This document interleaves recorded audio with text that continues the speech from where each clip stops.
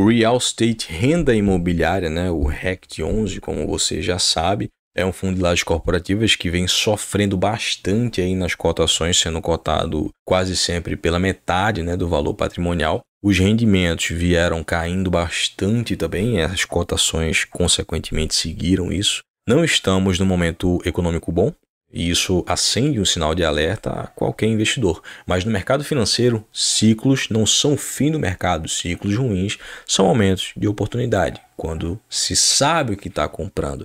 E também acompanhando o risco. E nesse caso, o RECT11 pode ser sim uma oportunidade. A gente vai ver isso aí em detalhes. E olhar para dentro, para saber se é realmente uma oportunidade. Afinal, o mercado de fundos imobiliários mais está parecendo um Black Friday aí do fim do mundo, sem falar que foi um fundo aí muito criticado.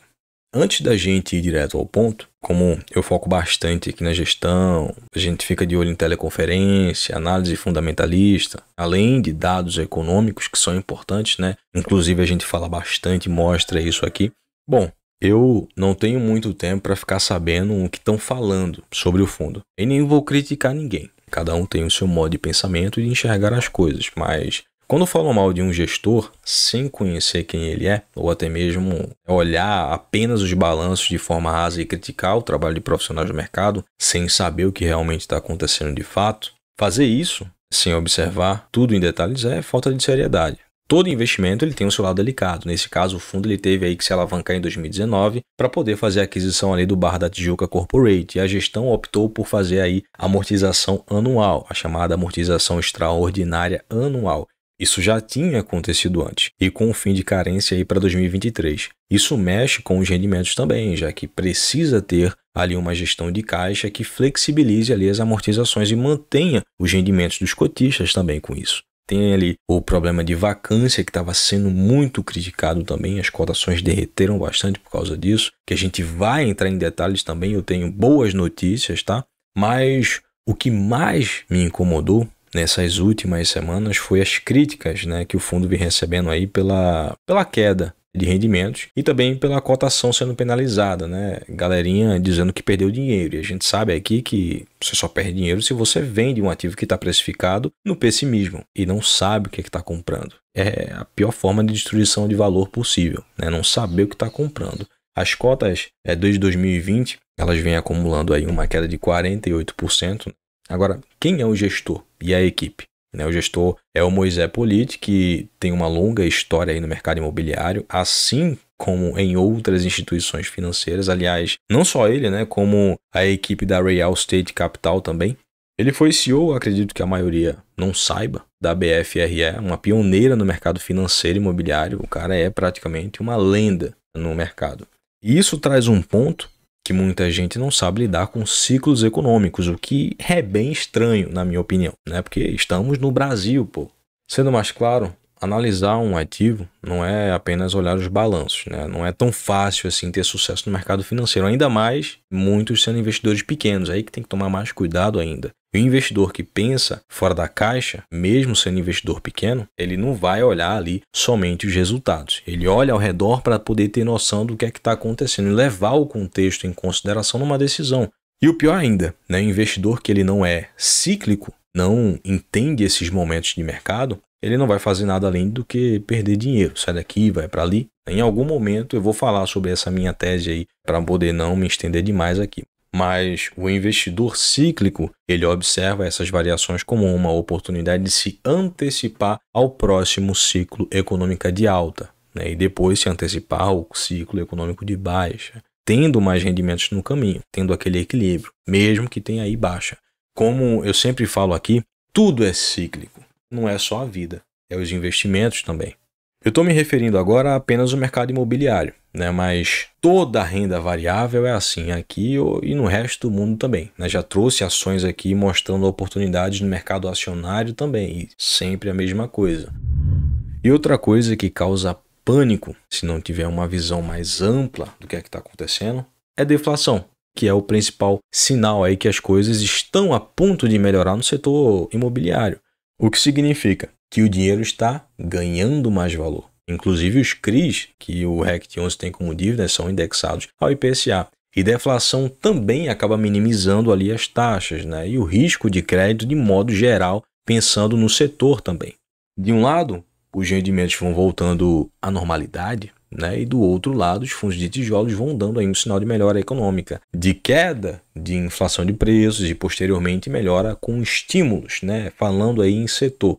O mercado físico imobiliário, ele anda junto com isso, basicamente, porque a economia estagnada não gera negócio no curtíssimo prazo, mas traz um poder de capital maior para os investimentos. Olha, estamos no Brasil, onde o modelo econômico é igual a qualquer outra economia em desenvolvimento, né? Se dá estímulos e depois se aperta. Ou seja, sempre vai ter alta de inflação e também altas de juros para poder controlar. E depois baixar também, deflação. Nesse momento, temos aí um cenário bem delicado, porque temos o mundo enfrentando uma crise inflacionária acontecendo simultaneamente em vários lugares do globo. E indicadores de recessão acendendo aí um alerta, principalmente ali os PMIs globais. Já falei aqui que em 2023 é certo que vai ter ali uma recessão como ressaca dessa crise. E depois disso os bancos escancaram as portas. O BNDES, observando o histórico do novo governo, né, vai soltar as portas aí valendo de qualquer forma, mesmo que depois os juros subam, né, como consequência, lógico. Né? E por isso a gente precisa diversificar e aproveitar os ciclos, além de se antecipar e poder manter ali a calma. Se ganha dinheiro, na calma. E não é apenas o dinheiro, né, ou até mesmo os aportes que vão fazer você acumular patrimônio, mas isso aqui, ó. Tem que trabalhar isso daqui, cabeça. O RECT 11 ele é um fundo um pouco diferente dos outros, digamos assim, em estratégia. Porque os outros fundos de lajes corporativas eles têm participações relevantes e na maioria dos imóveis são 100% de participação, que é o mais comum de se ver. O fundo ele tem uma característica diferente. Ele compra alguns andares de imóveis estratégicos e bem localizados, mas ele tem um imóvel com 100% de participação, né, que é o da Avenida Europa, né, e ele tem 86% do Corporate Emiliano, no centro de Curitiba. São as participações aí mais relevantes. E o restante, né, são aquisições em andares de blocos, como é o caso aí do Barra da Tijuca Corporate, que são aí 2 blocos com 3 andares cada. Esse imóvel tem aí um cap rate de aquisição de 13,45% dos imóveis, é a melhor taxa de retorno, né? É double A. O restante são participações não tanto relevantes aí, tá, nos imóveis, mas que são andares inteiros. E com essa estratégia, ele vai podendo ali diversificar a localidade e os tipos de lajes também, né? E são imóveis ali AAA, AA, né? São imóveis corporativos classe A. E aí que a gente entra, né, do porquê de tanta entrada e saída de locatários, né, e vacância, né, uma taxa aí que fica dando aquele sobe e desce, porque as empresas se mudam para imóveis não tão estratégicos assim, mas que dão aquele upside de corte de custos. Isso é lógico. É uma estratégia muito comum das empresas nesses momentos econômicos ruins. É um movimento muito saudável de corte de custos para as empresas, mas que deixa esses imóveis aí vagos, principalmente com um padrão mais alto. Olhando o portfólio em dados, como você pode observar aí, a maioria dos contratos são para depois de 2023, né? São poucas renovações de curto prazo. A maioria dos imóveis estão localizados em São Paulo, o restante está em Brasília, Paraná e Rio de Janeiro. A taxa média de vacância, vamos lá, tá? E essa é a parte que eu tenho certeza que você estava esperando. Está em 87,3%. Né? Para mim, um FII de lajes corporativas no momento desse não é uma taxa nada alarmante. Está até acima da média se a gente for fazer um comparativo com outros FIIs de lajes corporativas. Outra coisa, o valor dos imóveis vem ganhando aí valorização no patrimônio já. Foram aquisições que deram aí um total de 866 milhões e hoje são aí 962 milhões em imóveis, quase um bi já. Lembrando que essa é a taxa média do portfólio, mas tem aí 4 edifícios com 100% de participação, né, como você pode ver aí. Então, o que vem pesando mesmo aí para o resultado final para o cotista é a alavancagem. Agora, a alavancagem ela só é feita para expansão, né? Ninguém está brincando em serviço ou preocupado apenas com proventos, né? O cotista ele precisa olhar também o crescimento de portfólio, diversificação. Assim, quanto mais imóveis, maior a renda, pensando lá na frente.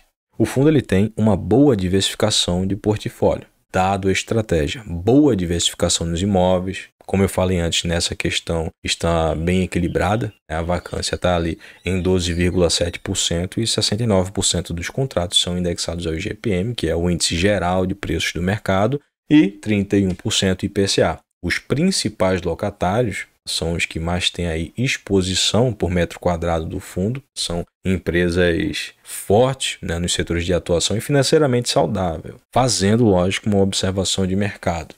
Agora, indo para as movimentações mais recentes desse mês, são as mais novas alocações e um resultado acumulado ainda não distribuído, tá, de 13 centavos por cota, sem muitas novidades e com um sinal aí de melhora de vacância pelas novas locações, né, como você pode observar também. Só que mês passado foi ali que meteram o pau no fundo, né? Teve novas locações também. Também teve venda ali de um CRI do Hotel Rosewood, né? Teve notificação de devolução do 10º andar do Canapus Corporate em Barueri. Teve aí uma negociação de dívida do Barra da Tijuca Corporate, né? Que eu mencionei antes aqui, foi aí o motivo das críticas principalmente. Mas como eu falei antes, né? O fundo já tinha adotado aquela estratégia de amortização extraordinária anual antes, né? Isso não era nenhuma novidade. Inclusive a gestão já tinha reforçado isso, tá? Teve ali uma alocação no 18º andar do edifício Parque Ana Costa, em Santos, SP. Isso tudo mês passado. Então, fazendo uma comparação aí, o fundo ele tem dado sinais de melhora, né? E sempre com notícias de novas locações. Pelo que eu pude observar ali nas críticas, o que mais causou ali um descompasso nos resultados, né? Isso foi também uma causa das confusões aí na hora de analisar os resultados desse fundo, em específico, é que as dívidas são indexadas ao IPCA, lógico, e os contratos também indexados à inflação real de preços, né? O que é normal, né? Mas o fundo ele tem um benchmark ali em CDI, também normal. Tanto é que o resultado acumulado do fundo em distribuições tem aí um histórico muito bom, mesmo que tenha uma recente queda. É o que é normal pelo momento. E muita gente começa a fazer uma comparação de resultados de agora e vê essa queda enorme aí no benchmark.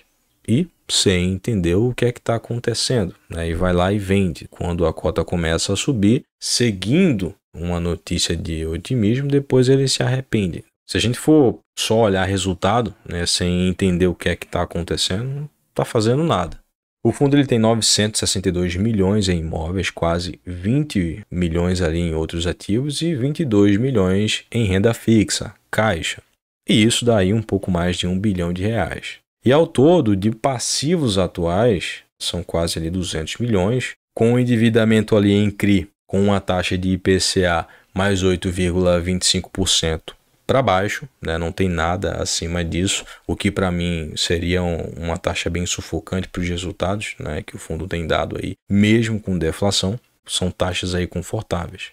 Outra coisa, a alavancagem, né, o endividamento, ele influencia negativamente no patrimônio líquido, por isso a gente viu aí essa recente queda de patrimônio. Algo, se for pensar em médio e longo prazo, tende a diminuir. O patrimônio líquido começa ali a aumentar com as amortizações de dívidas. Essa diferença aí de ativos e passivos no fundo imobiliário de tijolo, que tem aí espaço para novas emissões, dependendo do momento de mercado, é claro, né? Mas olhando os resultados, mesmo com a diminuição dos rendimentos, a gente pode ver que não é nada aí que seja o fim do mundo. Como não é um fundo tão simples de se olhar, digamos assim, afinal tem muitos detalhes que a gente precisa levar em consideração, tá observando, a gente viu isso aqui, muitos investidores podem não olhar com otimismo, né, e analisarem somente ali as quedas de resultados, quedas de proventos, alavancagem, notícia de renegociação de dívida, né, no CRI, vacância que antes estava ali bem preocupante, mesmo com notícias recorrentes ali de locação. O fato é que o fundo tem melhorado a vacância, como a gente pôde observar nos dados mais recentes, né? Teve aí renegociação de dívida do CRI do Barra da Tijuca Corporate, né, que eu expliquei antes, falei sobre a amortização anual. Mas então, para você, depois do vídeo, depois dos dados, é uma oportunidade ou é melhor ficar bem longe, como muita gente está falando aí? Deixa a sua opinião, porque é um fundo que sofreu bastante, né, com críticas, e a gente não viu nada disso aqui. Se inscreva para fazer parte da comunidade de acumuladores de patrimônio mais ambiciosa do YouTube e ativa o sino de notificações para receber os nossos próximos vídeos. Deixa seu joinha aí como apoio, porque ajuda o YouTube a entender que esse conteúdo é relevante para você, tá?